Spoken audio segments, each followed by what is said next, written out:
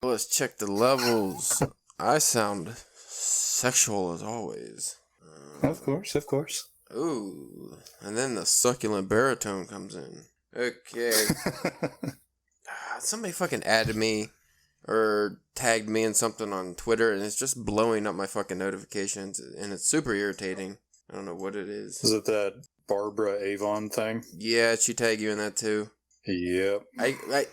It happened so quickly, and there's so many replies because apparently she's popular, unlike me. So it just like there was so many notifications. I don't even know where the original thing was that I got tagged in. No, there's like 41 people in this thing. It's like, oh, I don't even know 41 people. Mute this conversation. Yep.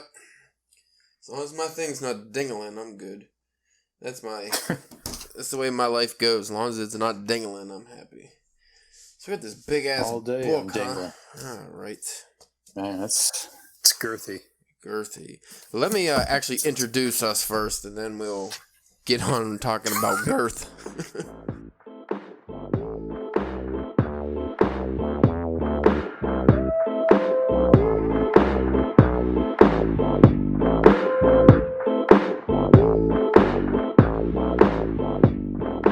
Hey there, friends. You are listening to the Drunken Pen Writing Podcast. I'm your host, Caleb James. With me today, fresh off the Ivy League lecture circuit, the original professor of thugonomics, Mr. Ashley Hatter. How are you doing, sir? That was a very generous intro. Thank you. Yeah, made you feel smart, right? Yeah. Try to put also, you in I'm wearing my pants wrong, apparently. Unlike Spencer, I tried to make you a little more sophisticated today. Spencer, he was the Minnesota mung merchant. Oh. Yeah. Mung bean. There's a future in that. Something. All right. So we are, I guess, week 2 of House of Leaves. How far have you gotten? I just got to page 40 because I had a rather distressing stomach virus for like 3 days.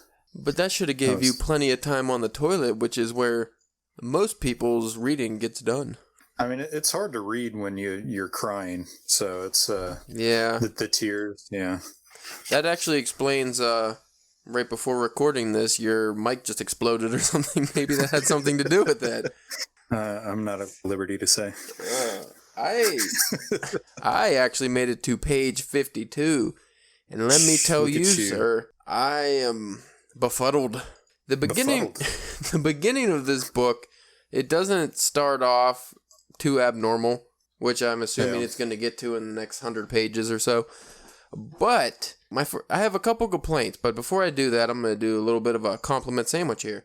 I enjoyed, I don't even know how many fucking stories are being told, but the 2 main stories I like, the Johnny Truant? Yeah. He's like the footnotes guy. I like his story, and he was also the intro. Because I say I'm on page 52, but it's like, what, 62 or 72? Because there's like 10 or 20 pages of intro, too. Yeah, I don't even remember. Yeah. But I enjoy that storyline, even though some of it's kind of weird. And then I enjoy the main storyline about the house and how it's getting bigger. Because that's kind of where we're at now. But then there's like all these fucking footnotes that I don't care about, but I read anyway. And then there's also, like, where I just hit was a whole chapter about the science and the meaning behind echoes, and it reads like a scientific journal, which is very boring. Oh, yeah. I don't know why he did that. I don't get it either. Like, I don't know. I just got done reading Carrie this last week as well, and that one's kind of structured in a similar way in that there's a story going on. It's told through different perspectives and stuff, but then it keeps jumping back to like studies and scientific journals and stuff. But everything that's laid out is, it's relevant to the story. It's progressing the story. But then you get to the echo chapter at like what page, like 41 or so. Yeah, I stopped right before that. And it's like, why? Why are you doing this? Like, it just, like you said, it doesn't seem to fit the narrative here. I mean, I'm sure there's some meaning to it, because why else would he put it in? But it goes on way too long. And then also the Johnny Truant part in that story, which usually is a nice reprieve from when he does bring in some random science stuff. It like there's a big chunk of it. Maybe it's just the state of mind I was in when I was reading it because I was at work, but I didn't know what the fuck was happening. I just kind of end up glossing over it. I was like, I don't know what he's talking about, and I really don't care. Yeah, I'm kind of torn on the footnotes thing. Like, as it's going along, I realize this story's already admitted that nothing about the Navidson project's real. So I'm like, why do I need to take a second to read all these footnotes? Footnote 37 and stuff. So I kind of wait to see. Okay, that's Johnny Truant's. Like, that's the what is it? The font that he uses to type his meandering thoughts and everything like that. So I was like, okay, I'll read that. But there's also footnotes inside of the footnotes, which kind of irritates me. Yeah. And I get that he's doing like a creative narrative here, but when you have to go back, every chapter multiple times, you have to go back 2 or 3 pages to read what was cut off by the footnotes, which lead you on a new journey, I guess.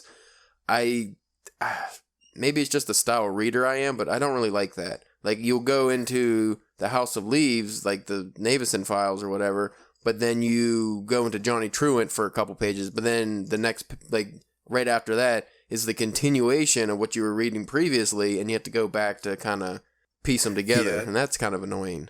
It's irritating. If I can remember correctly, when they get to a certain section and they're exploring like this area of the house, I think that's like what we're doing, having to go back and reread stuff and retrace our path. It kind of mirrors that, right? I think, in a way.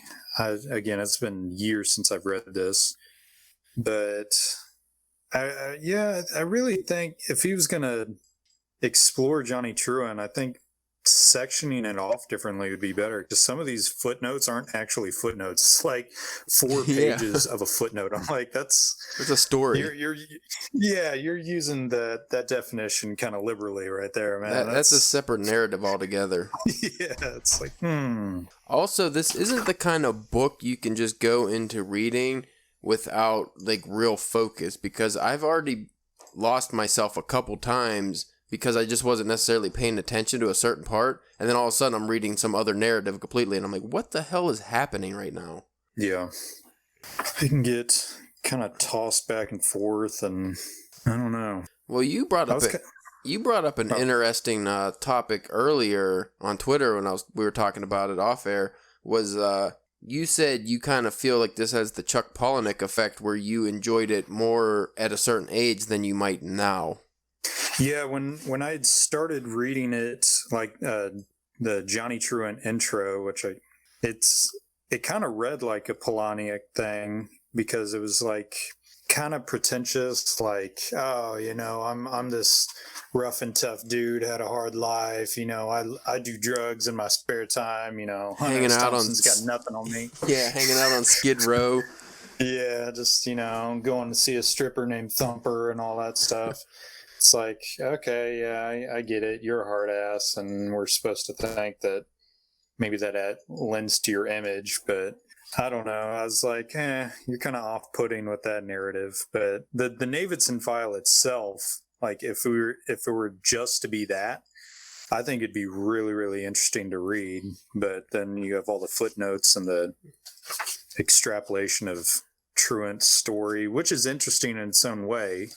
But I don't know. Maybe I'm just at a different part in my life, and I'm like, oh, this Navidson thing's more interesting than Truant.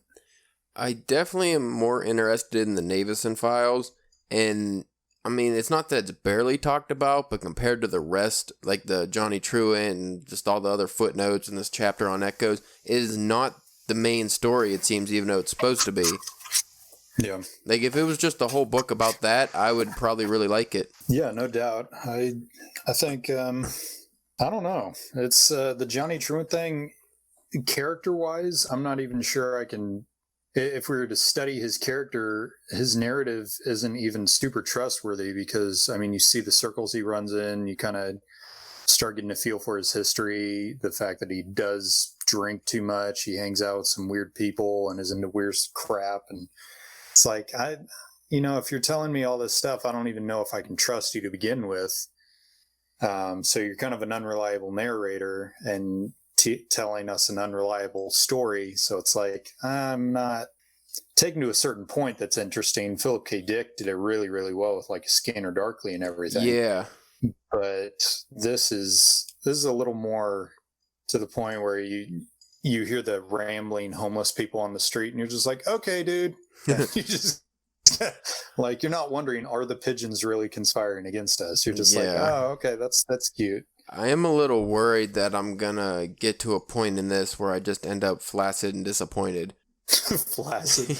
Yeah, I think I'm gonna get some grade A action. I'm excited, and then nothing happens, or because of Johnny Truant being unreliable, it just goes nowhere. And that would, I don't want to read a giant doorstop of a book and then have that be the end. From what I remember, when they start exploring this suddenly appeared room, or like there's a door that suddenly appears, if I remember correctly. It's like in between two rooms. Like a hallway almost, but not really that big. There was that, and then there's another one, just a random door that appears downstairs. Ooh. And they go to explore that, and that section is what I remember loving a ton, just because of how creepy and weird it is, and the formatting is really interesting during that part. But then, like, after all that, I don't really remember anything, and I don't know if it's because it's boring or, maybe right. I just... That's not a good sign. Like, oh, I remember the creepy part, and the rest of it's like, eh. I'm wondering what it would be like if you read just one storyline in this. Like, you read only the Navison files and skipped all the other shit. Like, how would it turn out? And what kind of effect it would have on you? Because this book seems to be written to have a certain effect on the reader. Like, with the formatting and everything. Which I'm worried, too, that might actually be... Like, this book was written in a way where the formatting and the way you feel reading it is more important than the actual story. That's a good point. I think maybe that's when it would separate from being an actual literature to being more of like a piece of art. Mm-hmm. It's like, it's more modern art than literature, because if the story is crappy and the feeling it elicits is more important than the words on the page or the story and how it's told, then it's like, well, is it really literature? Is it really a decent book? Hard to say. There's a little thing that's been bugging me, and I haven't gone back to check to see if it's just Johnny Truant, because if it's just Johnny Truant in the dialogue, that's fine, but I think I saw it outside of the dialogue, and that would be an author error where I keep seeing like could of, would of, instead of have. Like this is one of my personal things that always irritates me, because I'll get submissions and I'm like, you have to fix that. That's basic grammar. But like, if it's just in the dialogue, that's fine, because that's how people talk usually. Even when you speak out loud, you say could have a lot instead of could have. But if it's in the actual like Navison file or something, just in the fucking prose itself, I'm gonna be a little irritated. Yeah, but now that I'm aware of it, I'm gonna actually look for it when I continue reading this. Now I'm not going to be able to not see it. You will not see it. not see it. Oh, man. Double negatives. Shit, son. I don't put enough of those in my writing. I need to. Just confuse foreign readers completely. We can't translate this. I will say I like his descriptions in this book. A lot of the words he uses, I feel, are very effective. Like, something stabbing or things like of that nature. Mm-hmm. Yeah, I think he's really good with I think in the Navidson file and in the Johnny Truant thing, at establishing atmosphere. Yeah, he does excellent job at that. Well. So I think that's definitely a strong suit of this. The dialogue's also real good. So it's not like, I realize it sounds like we've been complaining the entire time about this book, but it's actually a very well written book. I just have a few gripes here and there about it so far. Maybe those will die away.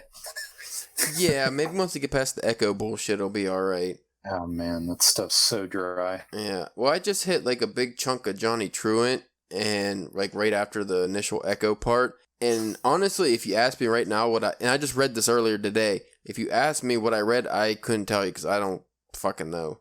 Like I just either it didn't go into my brain or it just was so boring that I didn't want to register it. That's not a good sign. You're like 10 pages ahead of me. This makes me scared. Yeah, I don't know why this chapter had to be so shitty. I mean, now granted, I do like history and stuff, so there were some things they added in the footnotes that I liked.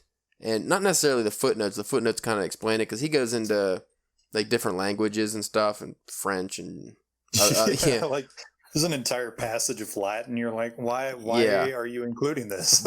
But I do like the explanations and the footnotes for those, like the translation, and you kind of get how it could coincide with the story.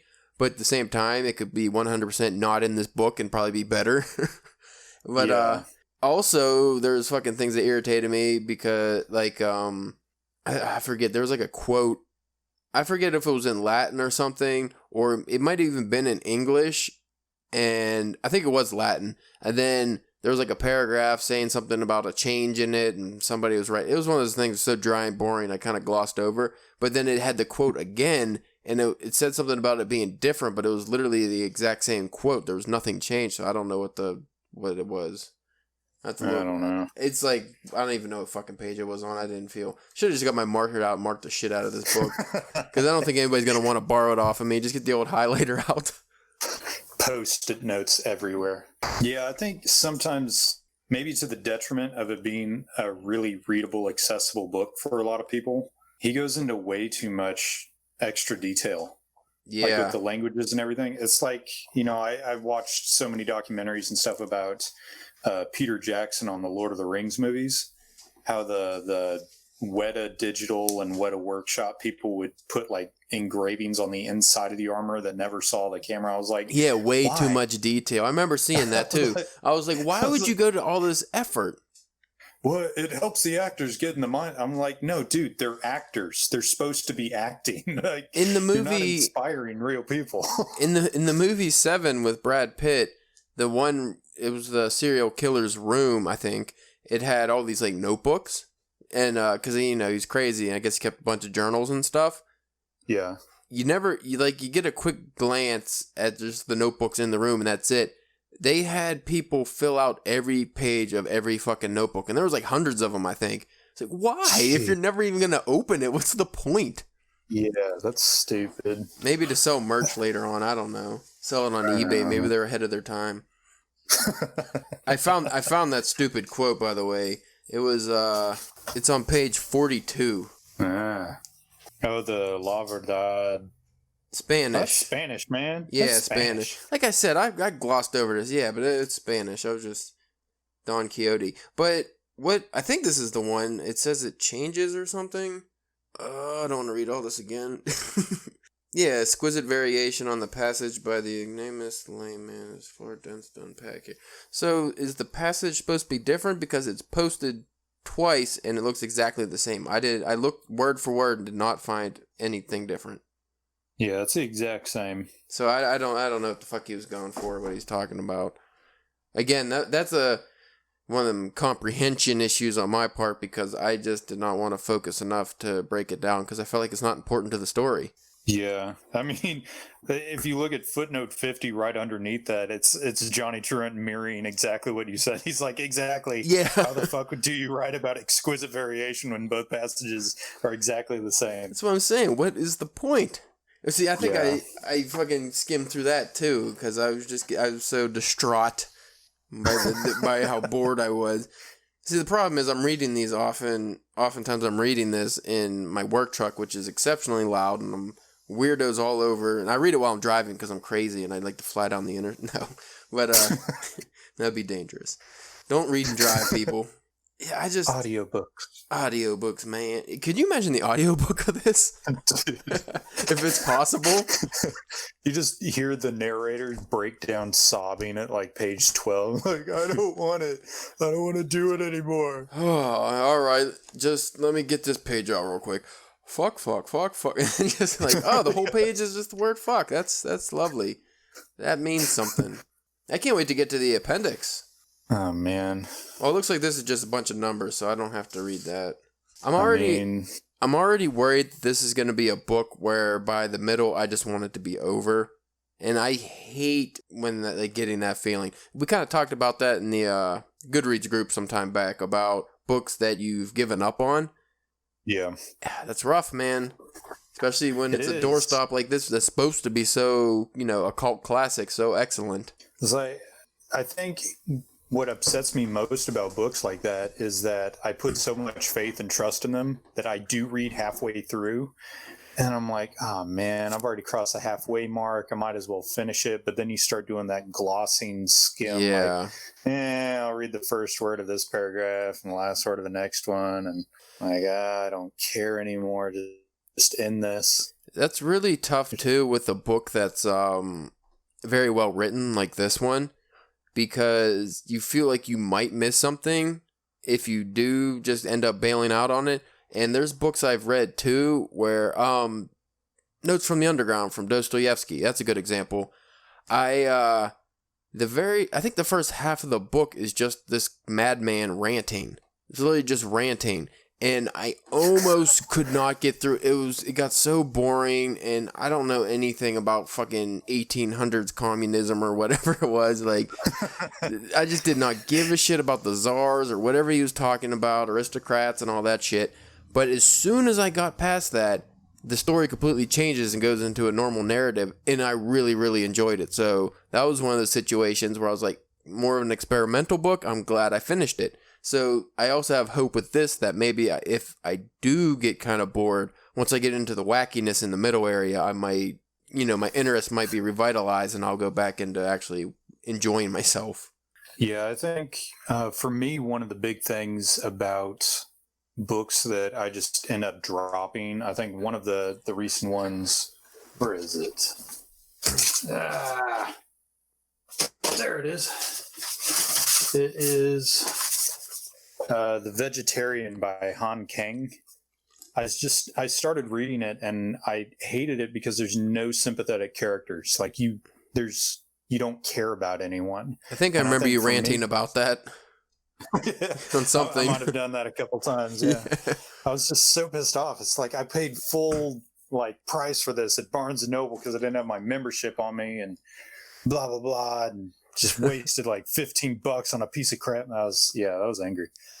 But it's I think one thing that can carry me through some really dull bits is actually having an investment in the characters. And while I don't really care for Johnny in this one, I do care about what's his first name? Navidson. Will. Will, yeah. I was like, Bobby? Bill? I don't remember. Yeah. I actually do care about him. I don't really care about his wife Karen too much. The kids are cool too. Yeah. Obviously, they're not super fleshed out or anything, but well, I like too that he is like an award-winning photojournalist. So that adds the realism of him setting up the cameras and, actually documenting what's happening in this house. Yeah. Also, I wanted to ask you, what is up with this Zappano character? The blind old man. Blind man, yeah. Yeah, because they go into some really weird shit with that, and it's like, why? I want to know how he's connected, because I must either miss something or it hasn't gotten to that part yet. As far as I can tell, Zampano is just this guy that's collected everything to do with the Navidson project. And so he's like the catalyst. He's the one that did all the research, and I don't know, I guess you can call it research. Apparently Johnny Truant's having to sort through everything and straighten it out. And what happened to the old man is what's happening to Johnny, right? As far as I can tell so far, yeah. Except Zampano was blind, so I don't understand how he wrote all this. That's a good question. And it's like, is there a hint at Johnny Truant going blind? Because he talked about being in a hallway and things were getting darker, but it was more like a shadow going over or like a cloud going over the sun kind of dark. And I was wondering if maybe whatever madness got into Zappano from the Navidson file, maybe Johnny Truant's catching that too. Yeah. So maybe he wasn't blind when he got into the research initially. Yeah, I didn't take... Oh, I don't know if Zampano was blind before he got into it. I didn't take it as like a physical, his eyes are literally going dark or anything. I kind of took what you said with the... I just think Johnny's starting to lose lose his mind, go out of his gourd a little bit, and is starting to see things. I don't know what it is about the Navidson record that's doing it to him, or maybe it's just acting as a catalyst. It's allowing what was already there just to become in full bloom, because Johnny doesn't seem super stable. Yeah. Well, I've gotten thrown a couple times. Like, easier to detect one was when he was talking about, I forget if it was his boss or somebody, twisting their head off, like physically twisting their head off. It's written like he actually did it.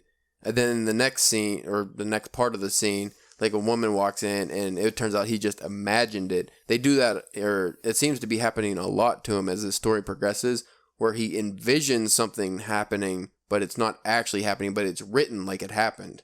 Yeah. It's did you ever see that that walking, what is my dog doing? Gosh, she's like scratching at the doors, or maybe it's my son, I don't know. One of them. There was a Joaquin Phoenix movie that came out maybe a year or two ago called I'm Not Really There, or I'm Not Really Here, or something like that. I've heard of it, but I haven't seen it. It's pretty good. It's really trippy and messed up, but it is similar things like that, to where like he'll be sitting down in a diner and there would just be people walking around doing their thing, eating, waitresses doing their job, and he just pulls out a gun and shoots himself in the head. And there's like blood everywhere, but nobody notices and keeps going on their thing, with their lives. And then, 20 seconds later, it's just him sitting in the booth thinking about killing himself. It's like, I kind of got the same vibes with stuff like that. So it's kind of like American Psycho, except it's not longer scenes. It's just little snippets. Because American Psycho, he would go on a whole rampage, and then it turned out the whole thing was in his head. Yeah, I love his rampages, man. They're so good. He is awesome. Just like taking an axe to Jared Leto's face. It's like, that's so satisfying. We were talking about books that were hard to finish. It made me think of Italio Calvino's If on a Winter's Night a Traveler. That book is really trippy, and it's one of those ones, it's like written so well it keeps you reading it, but it's so frustrating because the story is about a guy who picks up a book at a bookstore and he gets really invested in it, but there was like a printing error, and after the first chapter it just is a new story. So then he's like trying to hunt down this book to find like the original book, but he just keeps getting new stories. Well, every single chapter in the actual book is just a chapter to another story, like the beginning chapter of a whole new story. So you go through the whole book like that, and it just makes you want to rip your head off. Oh my gosh. Yeah, it's like, why? But it's written so well, and each story is so awesome. You're like, ooh, I can't wait to see where this goes. And it doesn't, because you don't only get one chapter. You're like, fuck, why? Why would you do this to me, sir? I feel like I have an entire, like, huge file on my computer full of half-finished stories. And I get the feeling that maybe this guy did the exact same thing. It's a good way to get it out. To make it work. Yeah. It's like, oh man, what if I created another story that encapsulated these stories? Genius. Like, damn, you're genius. It's like, I'm a really shitty short story writer, but but I can start them pretty strong. So if I could just combine that without actually finishing one of them, I'm going to do a good job. And I'll he get did. a prize for this. Yeah, I think he did. So is there anything else that this book has sparked inside of your imagination so far? My imagination? Imagination land. Imagination. Ooh, you know what? There was a part I really did enjoy. Johnny Truant's bullshit stories he just makes up on the spot. Like the one about the birds, the exotic birds. Oh, yeah. I really like, that part, because it's just him in a bar trying to impress some girls, and he just tells this random fucking story, but it wraps together very nicely. It's like a little short story inside of the short story. But I like those little nuggets. It's just the overall everything together is not working for me so far. It was fine with the Navidson Files and just Johnny Truant, but then all the other shit comes into play, and I'm like, okay, now it's too much. Yeah, I think with all the added footnotes and these research journals and stuff like that aren't actually real, and that are keep popping up in the footnotes. And some of them, if memory serves, actually, like, these journals are cited multiple times throughout the book to try to give them legitimacy or something like that. But I'm like, no, you just told me that none of this is real. So I don't, like, it just seems exhausting, like so much work to write. It seems like you could all also this extra just crap that doesn't mean anything. Yeah, it also seems like you just not read it and you get the same outcome. We'll go to just page 128, for instance. I mean, it looks like there's a whole chapter of just this style, but it looks like to me, on the left side, you get, I don't know if it's a literary journal or some long bullshit. You get a weird square of nonsense right in the middle, which I think you have to read in a mirror, maybe. And then it looks like there's a normal Johnny Truant story, perhaps, in the middle, and then there's more It's like, it's such a mess. Like, I don't look forward to reading all this. Oh, I get what that is. Yeah, there's a mirror image on the other side, I think.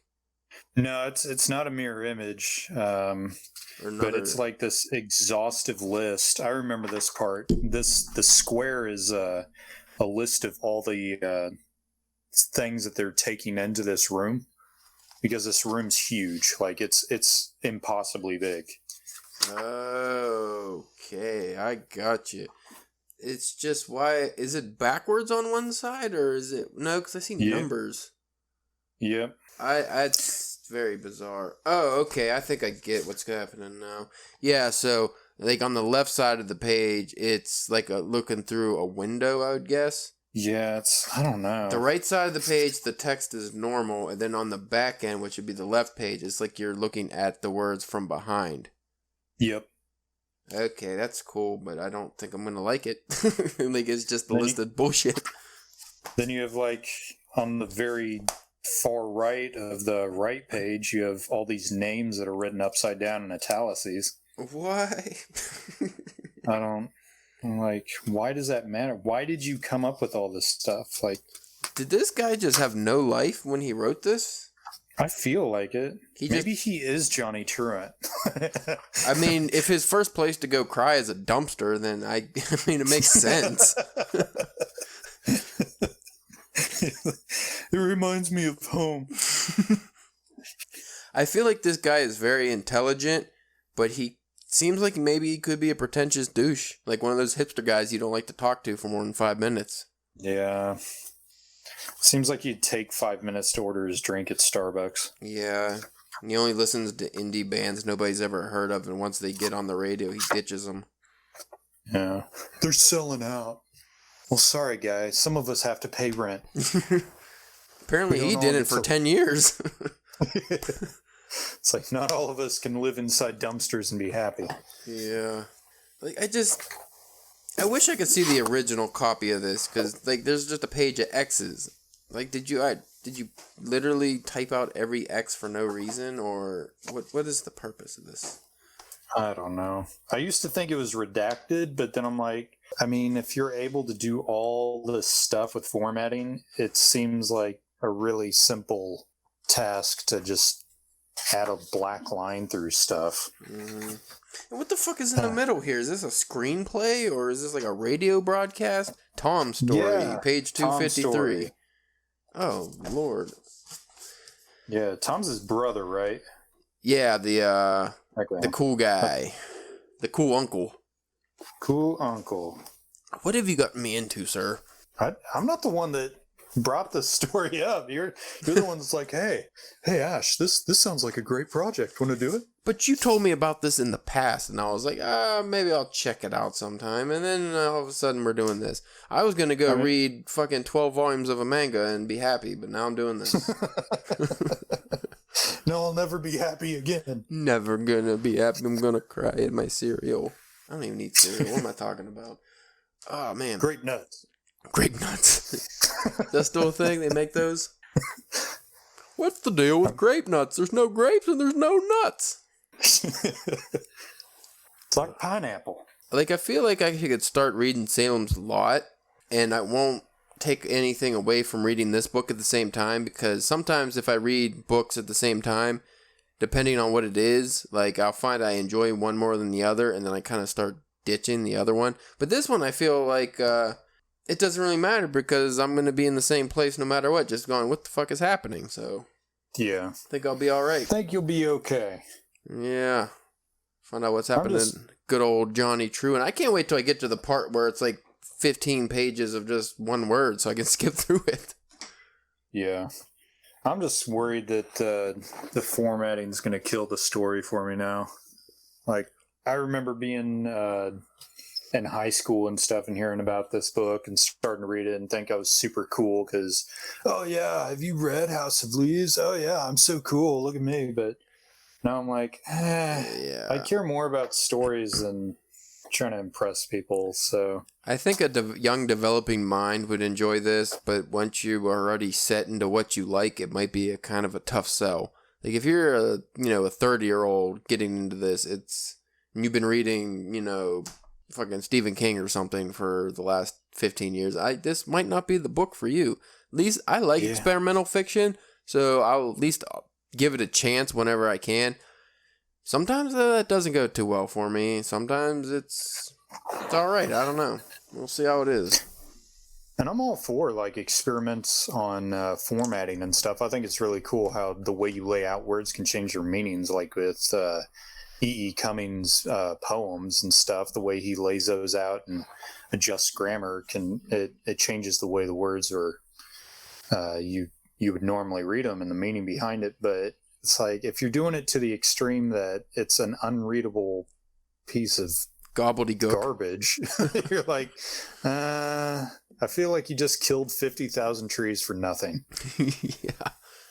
Like, To be fair, I will say, I think in fiction, these kind of books are needed, and they have a service, even if the book isn't good.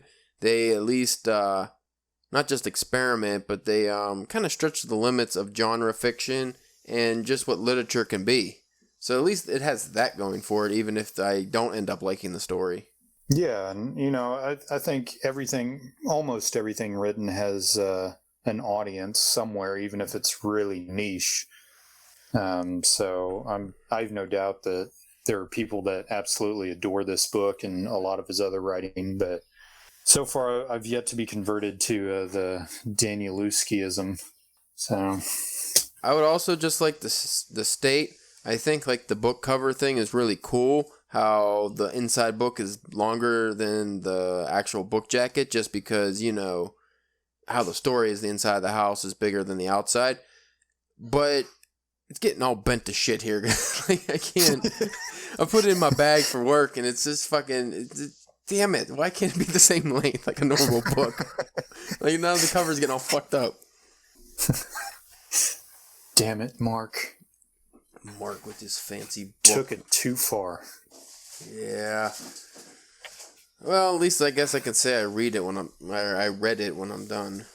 Yeah, there you go. Yeah, maybe I'll go back and look at the pictures. By the way, I want a 50-page book review from you on this. Say what? I want a 50-page book review. What would you drink to this? In your reviews, you always do it like a accompanied drink. What would be the drink for this? High octane gasoline. I don't know. Just like Everclear mixed with fine Scotch and a hit of just pickle juice. Like throw some magic mushrooms in there and just let them distill for a while. There you go. I wonder if that works. That'd be interesting to try. I'm not endorsing anything right now. I've never done mushrooms, so I can't endorse anything either. But you know what? Mix some mushrooms with some you probably just get botulism. Probably you die of dysentery. Well, that didn't work out too well.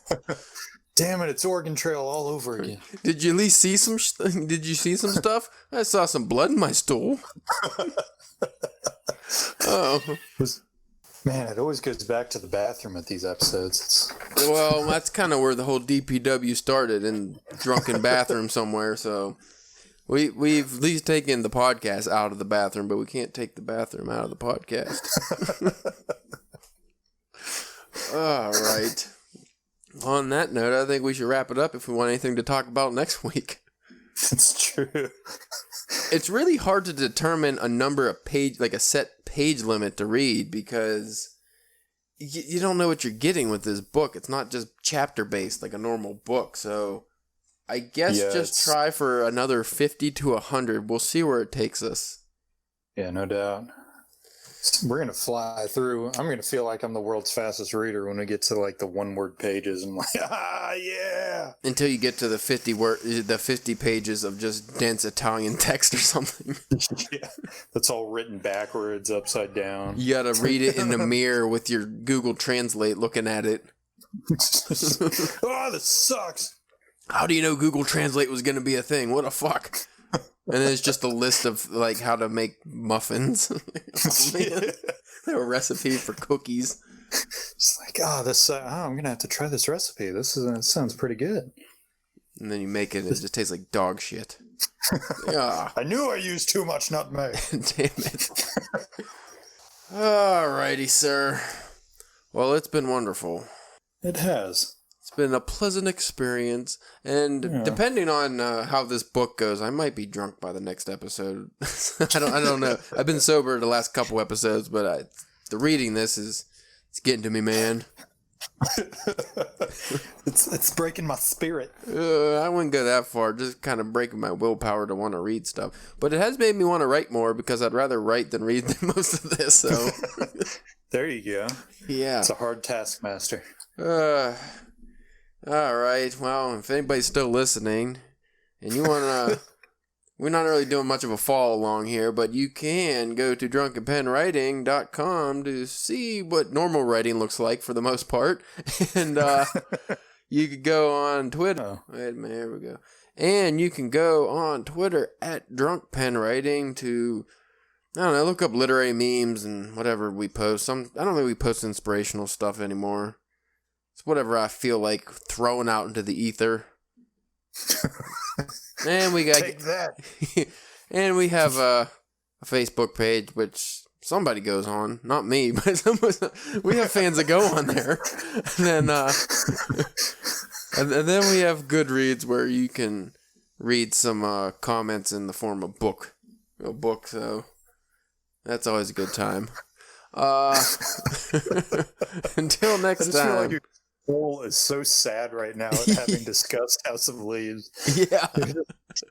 Like, I give up. Like, what's the point? Yeah, maybe that's why our last episode was so depressing. You want me and Spencer just recorded an episode about, like, rejection and, like, wanting to quit writing. Jeez. You're just sobbing halfway through. I think we tried to turn it around and make it a little motivating, but I think for the most part, it's kind of like, yeah, why the fuck do I keep writing? What's the point? Is anybody reading this? Hello? But if somebody would pick up this guy's book, maybe we have a chance. There you go. Inspiration. Or maybe we should just write a bunch of nonsense and throw it on, slap it together and put it out there and say it's art. Yeah, how'd that work for you? You said you were going to write something like that, a poem and a short story and everything. Have you heard back on anything? Oh, I didn't submit that yet because, you know, the fucking literary magazine in question is so artsy-fartsy that you can only mail in subscription or submissions, snail mail style. So I have to actually, like, get on the other computer to print it out. And I'm like, get an envelope that's big enough. Like, what the fuck? Everybody else has, you know, email submission. Like, what are you, the fucking Paris Review? You need physical submissions to throw in your slush pile? Come on. They like burning things. Yeah, probably what they're going to do. Well, no, because mine's very, very pretentious, so they should accept it, no problem. It's that story, it hurt me writing it, so I know they'll love it. And that thing got, like, some of the highest views of anything I published in, like, the last couple months. I'm like, really? Like, they got feedback, people liked it. And I was like, did you read the description of it being a, you know, satire on stupid, like, I was trolling, and it succeeded, so, succeeded, not succeeded. I wish it would succeed. Fuck. Maybe that's your goal too. You should write some pedantic bullshit like that and get it published as well. And we can be literary snobs and wear monocles and drink fancy champagne. I still haven't figured. I'd do it if I could figure out how to walk around normally with a stick up my butt, but I've not mastered that feat yet. I think the trick is you break the stick up into little pieces. Oh, So it gives you, like, inside your colon, it gives, like, little moments of movement. It acts as a joint, if you will. oh, that sounds really unpleasant. Oh, it's going to be bad, but what you got to do for success. Oh, man, now I have the image in my head. Of a broken stick in someone's ass. Speaking of broken sticks in people's ass, did you see the Devil's Rejects sequel, I guess it is? I don't know. I forget what it's called. Rob Zombie's newest movie. They released the trailer for it. I haven't seen the trailer yet, but I'm wondering how it's going to work. I was like, didn't everyone die? Yeah, apparently they didn't. And also from the trailer, I didn't watch it either yet, but I heard it is terrible. I heard it looks bad, and they think like Captain Spaulding is going to die at the beginning of the movie, who's one of the more interesting characters. So I don't know. I didn't like his last few movies have not been great. Yeah, it is Rob Zombie. Give what you take. I still rather watch a Rob Zombie movie than a movie based on this book, though. Unless it was directed by Rob Zombie. Ooh. Might be kind of freaky. All right, going into an hour, so let's end this. Yeah, you folks, I hope you love our commentary and all that good stuff. You have a lovely day or night or wherever you are, and take it easy.